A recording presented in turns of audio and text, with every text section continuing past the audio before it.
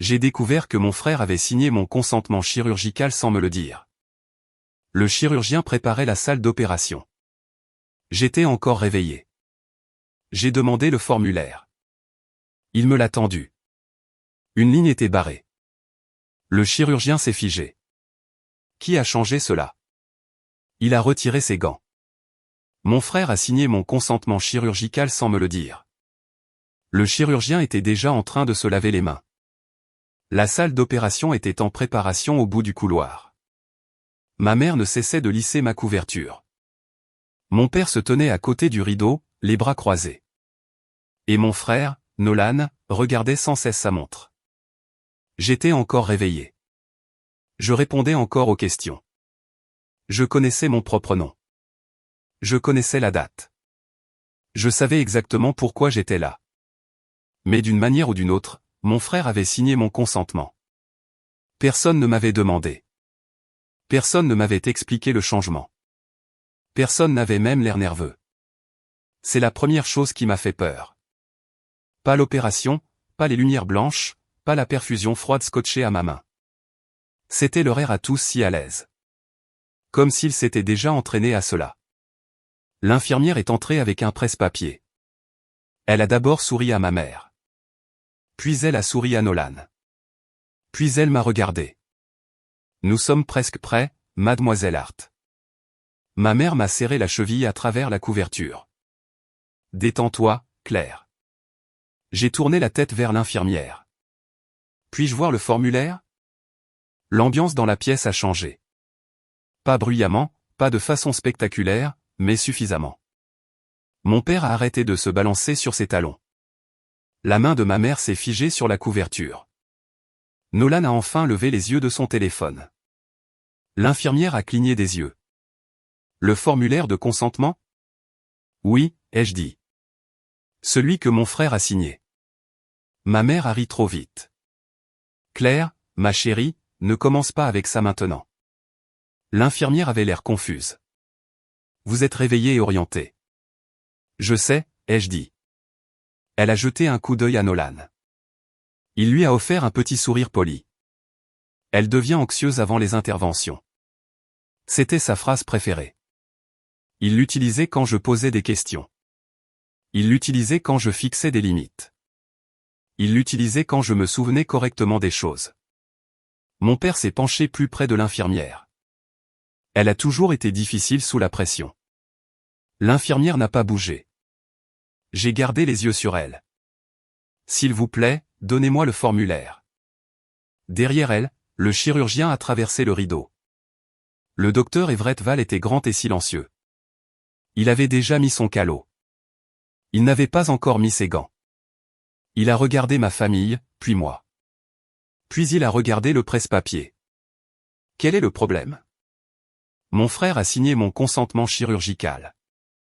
J'ai dit, je l'ai fait parce que tu dormais. Nolan a dit, je n'ai jamais dormi. Tu étais sous médicaments.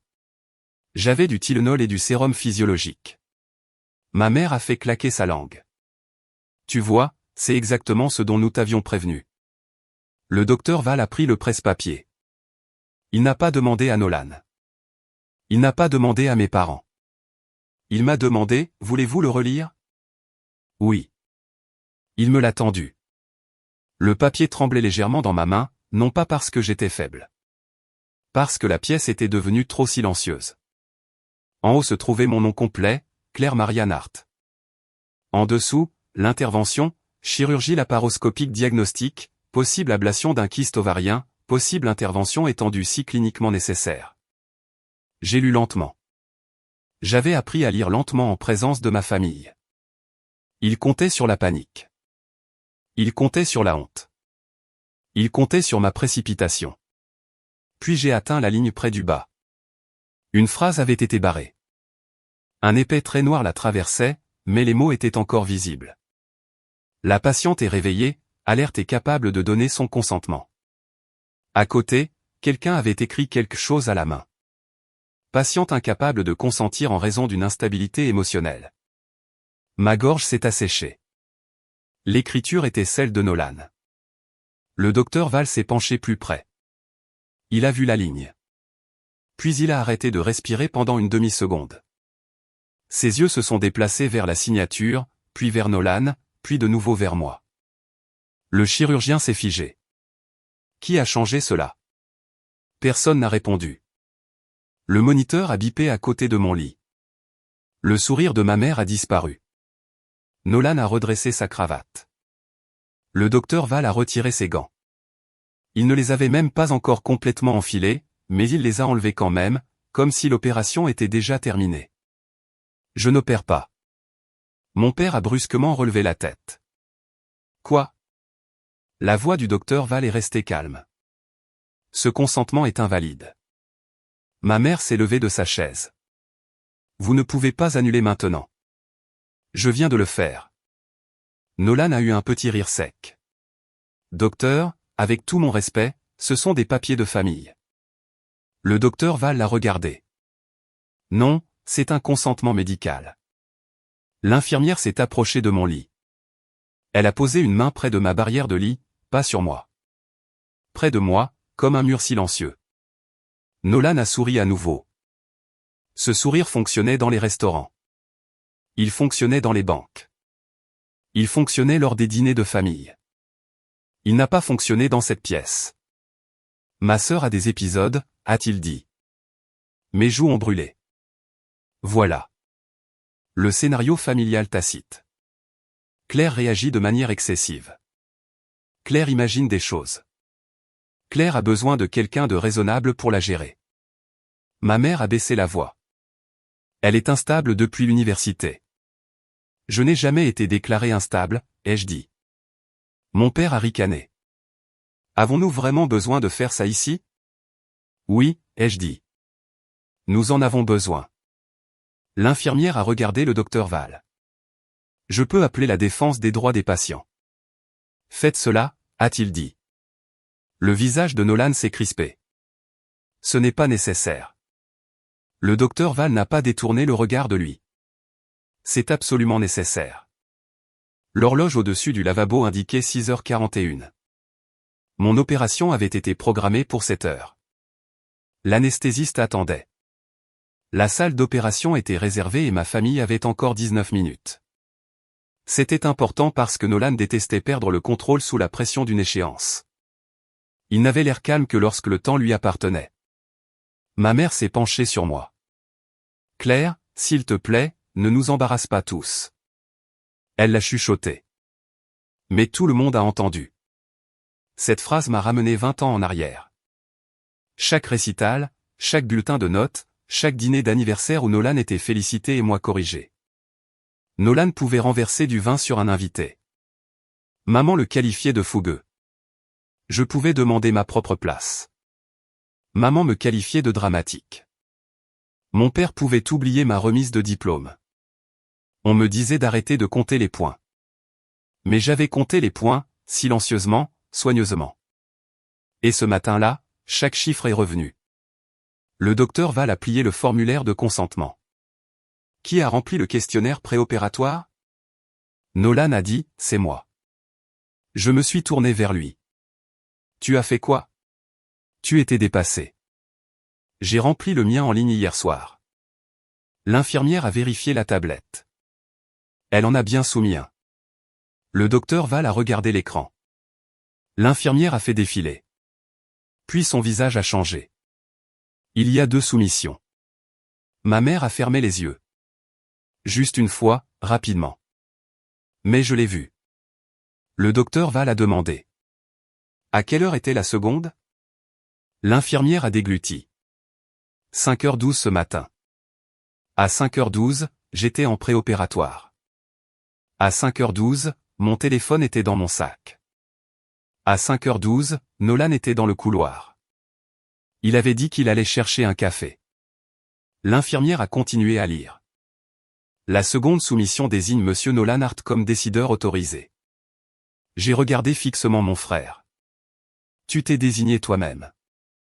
Nolan a haussé les épaules. Tu avais besoin d'aide. J'avais désigné Maya. Sa mâchoire s'est contractée. La tête de ma mère s'est tournée brusquement vers moi. Quoi? J'ai désigné Maya comme mon mandataire médical. Le visage de mon père s'est assombri. Cette femme n'a pas sa place dans cette famille. C'est mon avocate, ai-je dit. Et mon amie. Ma mère a eu l'air insultée. Comme si le fait que j'ai une avocate était une attaque personnelle. Nolan a de nouveau tenté de rire. Claire, personne n'amène une avocate pour une opération. Moi si, ai-je dit. Quand ma famille n'arrête pas de demander des mots de passe. L'infirmière a baissé les yeux. Le docteur Val non. Il a saisi cette phrase. Nolan aussi. Le sourire de mon frère a finalement disparu. Le rideau s'est de nouveau ouvert. Une femme en blazer bleu marine est entrée. Elle portait un badge de l'hôpital et tenait une tablette. Je m'appelle Tessa Grant. Ses yeux ont balayé la pièce. Je suis de la défense des droits des patients et de la gestion des risques. Mon père a expiré bruyamment. C'est ridicule. Tessa l'a ignoré. Elle est venue à mon chevet.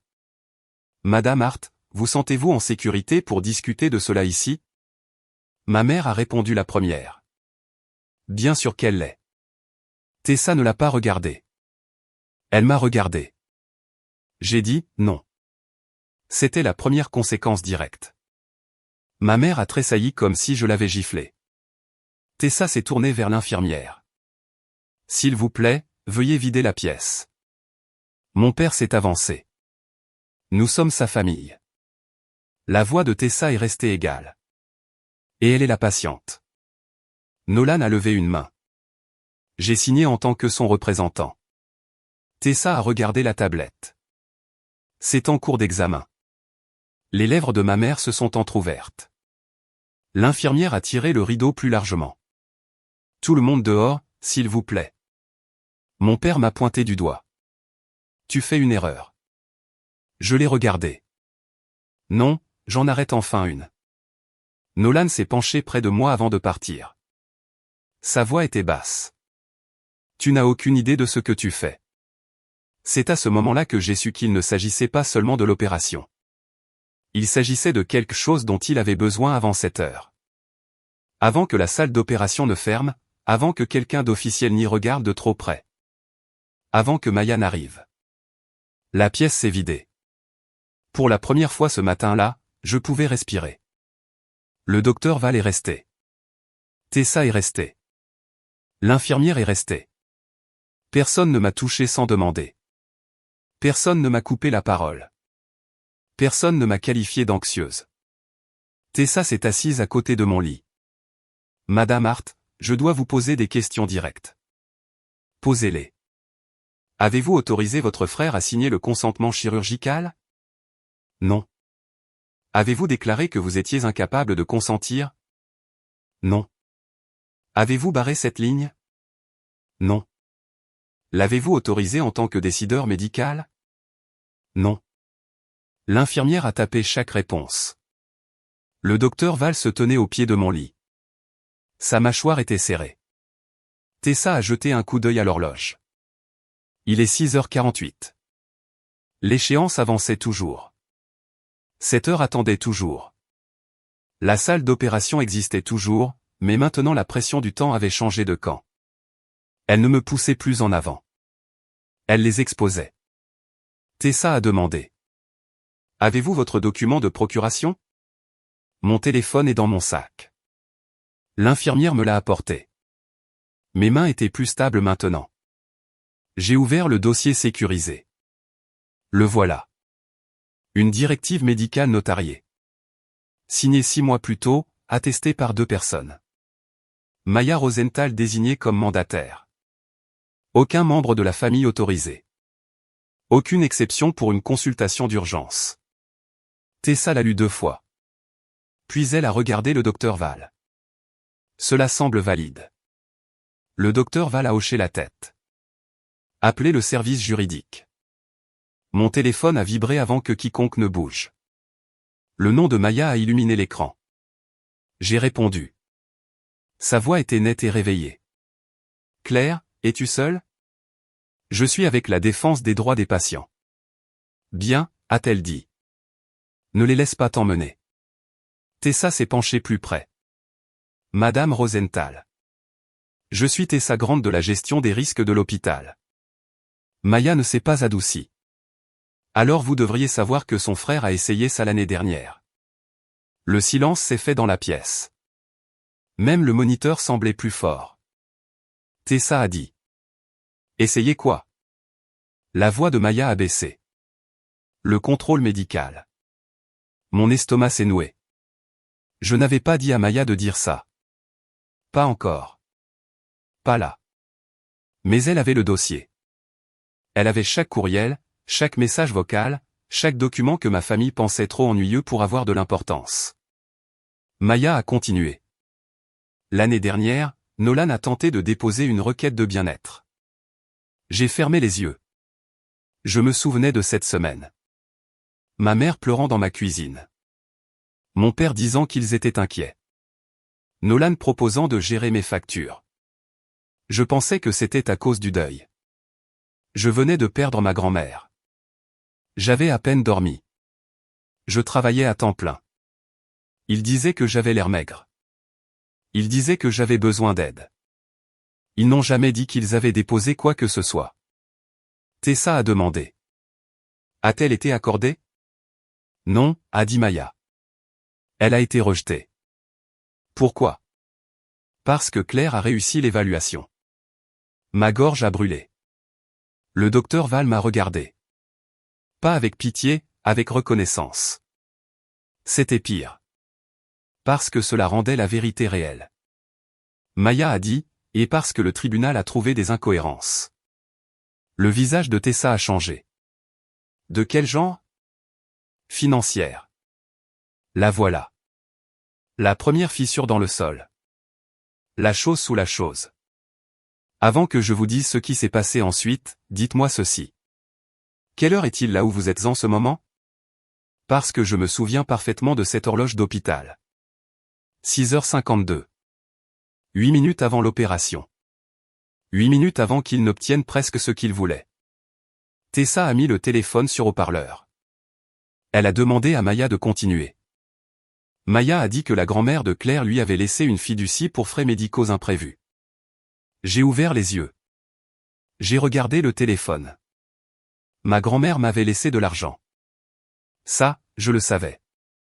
Mais je n'avais jamais entendu ce nom, fiducie pour frais médicaux imprévus.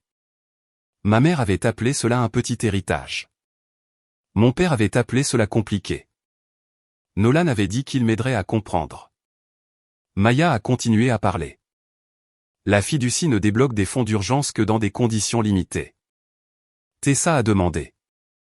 Quelles conditions? Si Claire est en incapacité d'agir. La pièce est devenue silencieuse. C'était la détonation au milieu de l'histoire. Pas un frère impoli, pas une mère nerveuse, pas une famille désordonnée. Un système, un plan, une piste de documents construite autour de ma prétendue incapacité. Mon opération avait été la porte d'entrée. Ma signature avait été la serrure, et Nolan avait essayé de détenir la clé. Tessa m'a regardé. Le saviez-vous? Non. Ma voix semblait lointaine. Maya a dit que Nolan avait demandé des informations sur la fiducie il y a 3 jours. L'infirmière a cessé de taper. Les yeux du docteur Val se sont durcis. Tessa a demandé. À qui? Au comptable de la famille. Ma poitrine s'est serrée. Monsieur Bell. Oui. Maya a dit. Il m'a transféré le courriel à 5h38 ce matin. J'ai regardé fixement le téléphone. Pourquoi? Parce que je lui avais dit il y a des mois de m'alerter. Ma bouche a tremblé. Maya m'avait cru avant même que j'aie des preuves. Cela m'a presque brisé. Tessa a dit, que disait le courriel? Maya a fait une pause. Puis elle l'a lu à voix haute. Si Claire est médicalement incapable d'agir après l'opération, l'autorité de déblocage est transférée au prochain représentant familial. Mon frère avait écrit ça. Pas dans un texto, pas dans la panique. Dans un courriel, avec un objet, avec de la ponctuation, avec la signature de son cabinet d'avocat en bas. Le docteur Val s'est tourné vers la porte. La sécurité doit les garder dans la salle d'attente. Tessa a fait un signe de tête à l'infirmière. Appelez-les. C'était la deuxième conséquence directe. La sécurité n'a pas été appelée pour moi. La sécurité a été appelée à cause d'eux. Pour une fois. Le couloir a entendu une autre histoire. L'infirmière est sortie. À travers le rideau, j'ai entendu la voix de mon père s'élever. Que voulez-vous dire par nous ne pouvons pas partir? Ma mère a dit. C'est du harcèlement. Puis la voix de Nolan a percé. Appelez notre avocat. Maya a ri une fois à travers le téléphone. S'il vous plaît, dites-lui que je suis déjà là. Tessa a demandé. Vous êtes dans le bâtiment? Je me gare dans le garage. L'horloge indiquait 6h56. 4 minutes. La salle d'opération attendait toujours. Mais plus personne ne me pressait. Le docteur Val est venu à côté de mon lit. Madame Hart, votre opération n'aura pas lieu aujourd'hui. J'ai hoché la tête. Une partie de moi ressentait du soulagement. Une partie de moi ressentait de la terreur. Parce que l'opération pouvait être reprogrammée. La trahison ne pouvait être réparée. Tessa m'a demandé si je voulais les confronter. J'ai failli dire non. L'ancienne Claire aurait dit non. L'ancienne Claire aurait protégé tout le monde. Elle se serait inquiétée que les infirmières jugent ma famille. Elle se serait inquiétée que ma mère pleure. Elle se serait inquiétée pour la carrière de Nolan. Mais l'ancienne Claire avait été inscrite sur un formulaire. Barrée, remplacée, déclarée incapable. J'ai regardé Tessa. Oui, ai-je dit, mais pas seule. Maya est arrivée à 7h03. Elle est entrée vêtue d'un manteau gris sur des vêtements de sport. Ses cheveux étaient encore humides. Elle tenait un dossier si épais qu'il se pliait au coin. Elle m'a jeté un regard. Puis elle a regardé le formulaire de consentement. Son visage n'a pas changé. C'est pour ça que je l'aimais. Maya ne gaspillait pas sa colère. Elle l'a gardée pour le tribunal. Ça va, a-t-elle demandé. Non. Bien, a-t-elle dit. Alors on dit la vérité. Ils m'ont déplacé dans une salle de consultation privée. Pas la salle d'attente, pas mon lit, pas le couloir où ma mère pouvait se donner en spectacle. Une vraie salle, une table de conférence, 2 représentants de l'hôpital, le chirurgien, Maya, moi, et puis ma famille. Ma mère est entrée la première. Elle avait déjà pleuré. Pas de vraies larmes. Des larmes sociales, du genre qu'elle utilisait aux funérailles de personnes qu'elle connaissait à peine. Mon père avait l'air furieux. Nolan avait l'air agacé. C'était la partie la plus étrange. Il avait toujours l'air de trouver cela inopportun. Pas criminel, pas cruel, juste inopportun. Tessa a posé le formulaire de consentement sur la table. Ce document a été altéré. Ma mère a posé une main sur sa poitrine. Altéré est un mot si dur. Maya a ouvert son dossier. Alors essayez falsifier. Nolan s'est adossé. Vous devez faire attention. Maya l'a regardé. Je le suis. Le docteur Val a fait glisser le formulaire vers Nolan. Est-ce votre écriture? Nolan n'a pas répondu. Mon père est intervenu. Il essayait d'aider. Maya a placé un autre papier à côté. C'était le questionnaire en ligne. Le vrai, le mien, soumis la veille au soir. Puis elle a placé le second à côté. Le faux, soumis à 5h12 du matin depuis le Wi-Fi invité de l'hôpital en utilisant le numéro de téléphone de Nolan. Le silence s'est fait dans la pièce. Tessa a lu les journaux à voix haute. Nom de l'appareil Nolan Art iPhone. La mâchoire de mon frère s'est crispée. Ma mère a murmuré, Nolan. Il lui a lancé un regard. Elle s'est tue. Ce regard m'en a dit plus qu'une confession. Elle savait. Peut-être pas chaque ligne. Peut-être pas chaque courriel, mais elle en savait assez. Maya a posé le courriel du comptable sur la table. L'objet faisait face à mon père. Question déblocage fiducie.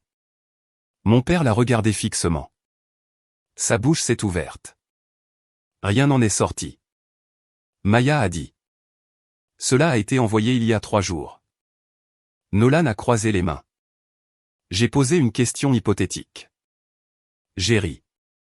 Je ne le voulais pas. C'est sorti brisé. Une question hypothétique sur mon incapacité. Il m'a regardé.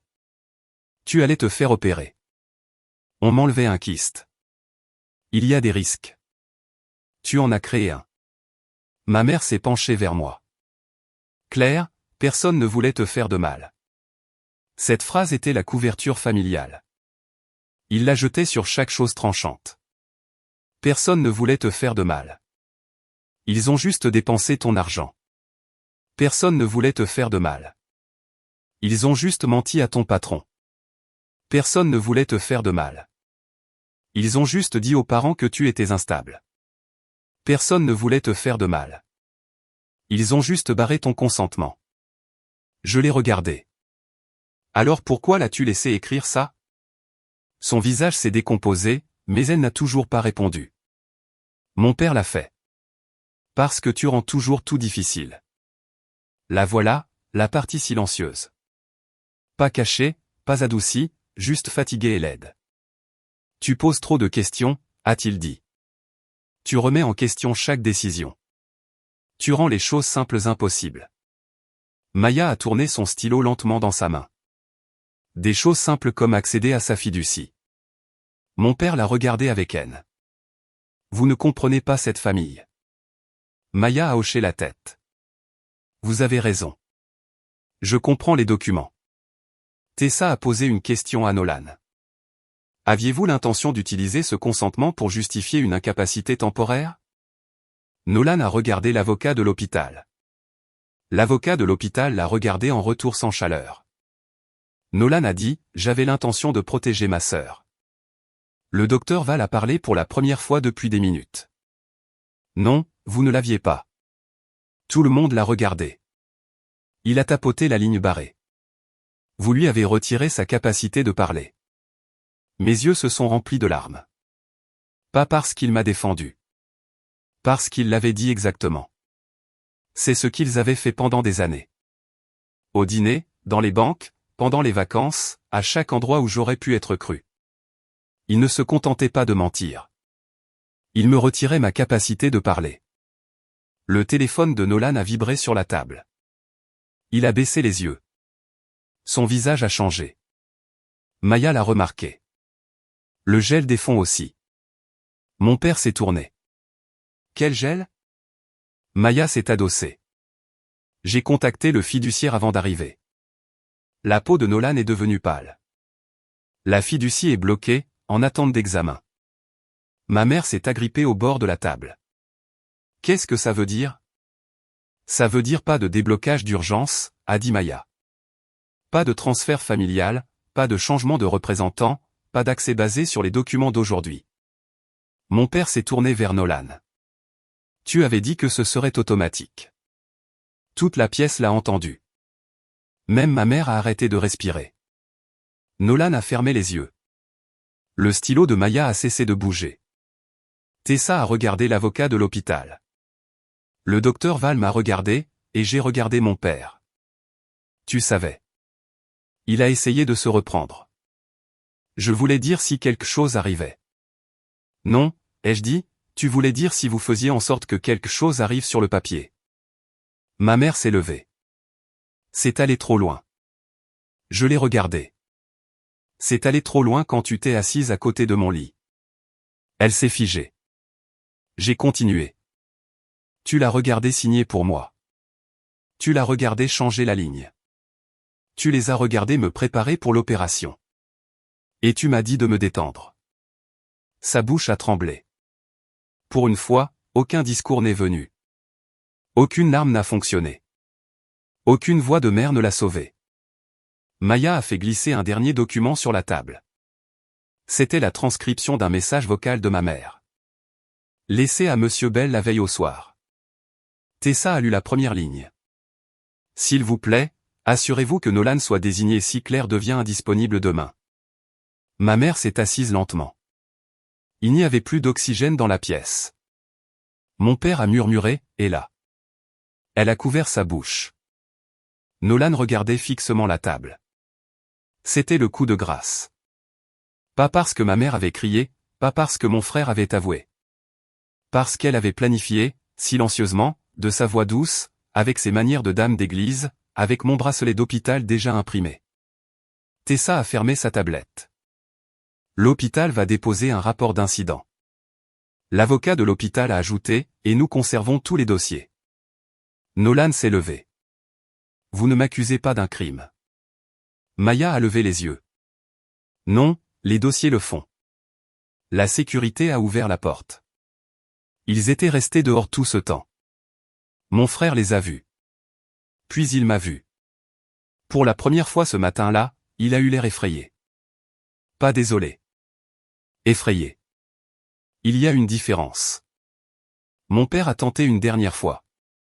Claire, pense à ce que tu fais. J'y pense. Tu vas détruire cette famille. J'ai regardé mon bracelet, puis le formulaire de consentement, puis ma mère. Non, ai-je dit, je refuse d'être détruite pour elle. Personne n'a parlé. C'était l'effondrement social. Pas de cris, pas de chaos, juste la pièce se réorganisant autour de la vérité. Le chirurgien ne voyait plus une patiente difficile. L'infirmière ne voyait plus des parents inquiets. L'avocat de l'hôpital ne voyait plus un différend familial. Et mes parents n'avaient plus le privilège d'être crus en premier. L'intervention a été annulée. Ma perfusion a été retirée. L'infirmière m'a aidé à m'asseoir lentement. Mes jambes tremblaient quand je me suis levé. Maya m'a offert son bras. Je l'ai pris. Ma mère a tendu la main vers moi. Claire. J'ai reculé. Sa main est restée suspendue dans les airs. Pendant des années, j'avais voulu qu'elle tende la main vers moi. Aux pièces de théâtre de l'école, aux visites à l'hôpital. Les nuits où Nolan se faisait renflouer, les matins où j'étais blâmé pour ses erreurs. Et maintenant, elle ne tendait la main que lorsqu'il y avait des témoins. Cette prise de conscience a fait plus mal que la perfusion. Tessa m'a demandé où je voulais aller. J'ai dit. Pas à la maison. Mon père a marmonné. Bien sûr. Maya s'est tournée vers lui. Elle ne vous sera pas confiée à sa sortie. Il a eu l'air offensé. Comme si mon corps avait été une propriété familiale, comme si mon consentement était un objet ménager partagé, comme si ma voix était impolie parce qu'elle m'appartenait. L'hôpital a organisé un plan de sortie discret. Mon opération serait réexaminée plus tard. Avec un nouveau chirurgien, si je le voulais. Avec de nouveaux documents. Sans accès familial. Mon dossier a été signalé. Mes contacts d'urgence ont été changés. Le nom de mon frère a été retiré. Les noms de mes parents ont été retirés. Le nom de Maya est resté. Chaque changement s'est produit pendant qu'il se tenait dehors. C'était important. Les conséquences ne sont pas arrivées des semaines plus tard. Elles sont arrivées avant que mon bracelet ne soit retiré. À 8h19, Nolan a reçu un autre appel. Je pouvais entendre sa voix à travers la vitre. Que voulez-vous dire par suspendu? Maya se tenait à côté de moi. Ce doit être son cabinet. Je l'ai regardé. Vous les avez appelés? J'ai envoyé des documents, a-t-elle dit. Ils ont fait leur choix. Nolan m'a vu le regarder. Son visage s'est tordu. Pendant une seconde, j'ai vu le garçon de mon enfance. Le garçon qui cassait mes affaires, puis pleurait avant que je puisse parler. Le garçon qui a appris que les larmes étaient plus rapides que la vérité. Mais il n'était plus un garçon. C'était un homme qui a barré mon consentement. Ma mère est venue vers moi dans le couloir. Pas de public cette fois, pas de table, pas d'avocat de l'hôpital à portée de voix. Juste des néons et l'odeur d'antiseptique. Claire, a-t-elle chuchoté. S'il te plaît. Je me suis arrêté. Maya est restée proche mais silencieuse. Ma mère paraissait plus petite. Pas plus gentille, juste plus petite. Je ne pensais pas que ça deviendrait si grave, a-t-elle dit. Je l'ai regardée fixement. Tu étais en préopératoire. Je pensais que Nolan savait ce qu'il faisait. Tu pensais qu'il pouvait gérer l'argent. Ses yeux se sont remplis de larmes. La voilà. La prise de conscience privée. La nouvelle lame. Pas l'inquiétude, pas la panique. L'argent. Elle a détourné le regard. Nous étions en retard. De combien?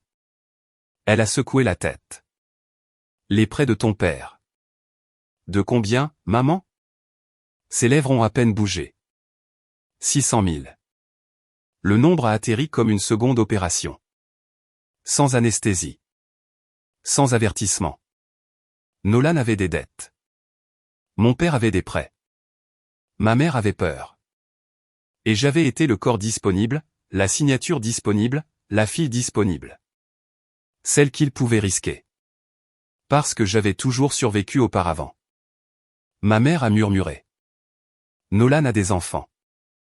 J'ai failli rire à nouveau. Bien sûr.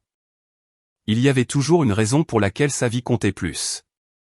Son avenir, son mariage, ses enfants, sa réputation, son urgence. J'ai dit, et j'avais un corps. Elle a tressailli. Bien.